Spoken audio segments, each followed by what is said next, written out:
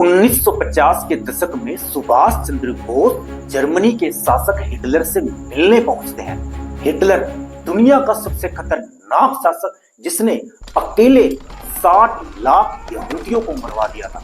बहुत मुश्किल से उनको हिटलर से मिलने की अपॉइंटमेंट मिलती है और वह ऑफिस के बाहर एक रूम में हिटलर का इंतजार करने लगते हैं। तभी उनके पास एक आदमी आता है और हाथ आगे बढ़ाते बोलता है कि मेरा नाम हिटलर है, बताइए आपको क्या काम है। तो सुभाष चंद्र बोस ने कहा कि मेरा नाम सुभाष है, मैं भारत से आया हूं, लेकिन मैं आपसे नहीं, मैं हिटलर से मिलना चाहता हूं। ये सुनकर वह शॉक हो गया क्योंकि वह वास्तव में हिटलर नहीं था बल्कि हिटलर का बहरूपिया था।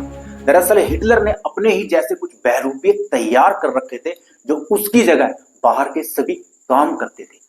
एक के बाद एक हिटलर के कई सारे बहरूपिये सुभाष चंद्र बोस के पास हिटलर बन के आए, लेकिन नेताजी इतनी तेज बुद्धि के थे कि उनको तुरंत पहचान लेते। अब उनके सामने असली हिटलर आता तो सुभाष चंद्र बोस अपना परिचय देते हुए कहते हैं कि नमस्कार, मेरा नाम सुभाष है, मैं भारत से आया हूं, आपका बहुत बहुत धन्यवाद मुझसे मिलने का जो तुमने समय निकाला। ये बात सुनकर हिटलर का दिमाग चकरा गया क्योंकि पहली बार ऐसा हुआ कि कोई शख्स असली और नकली हिटलर में फर्क कर पाया। हिटलर के ऑफिस वर्कर, यहां तक कि उसके बॉडी गार्ड भी कई बार हिटलर को पहचान नहीं पाते थे। हिटलर ने सुभाष चंद्र बोस से कहा, वेल मिस्टर सुभाष, तुमने मुझे पहचाना कैसे?